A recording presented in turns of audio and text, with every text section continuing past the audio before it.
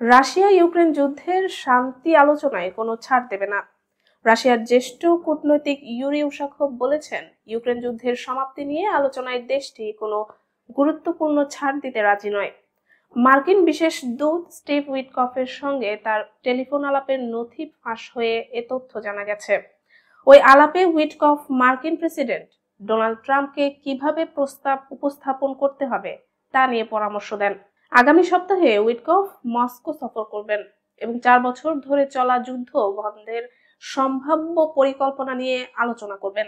সম্প্রতি ট্রাম্প যুদ্ধবিরতি নিয়ে 28 দফা পরিকল্পনা উপস্থাপন করেছেন, তবে ইউক্রেন ও তাদের ইউরোপীয় মিত্ররা তা সংশোধন করে নতুন প্রস্তাব দিয়েছেন।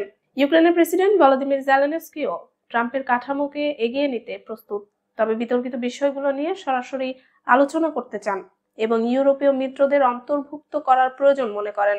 ট্রাম্পের পরিকল্পনা ও উইটকফের ফোনালাপ ফাঁস হওয়ায় রিপাবলিকানদের মধ্যে সমালোচনা দেখা দিয়েছে। সাবেক সিনেটর মিচ ম্যাককনেল বলেছেন, রাশিয়াকে কোনোভাবেই পুরস্কৃত করা উচিত নয়।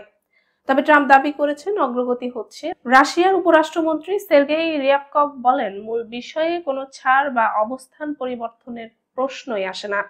মস্কো ফাঁস হওয়ার নথি নিয়ে উদ্বেগ প্রকাশ করেছে এবং এটিকে শান্তি প্রচেষ্টা ব্যাহত করার অগ্রহণযোগ্য চেষ্টা হিসেবে উল্লেখ করেছে।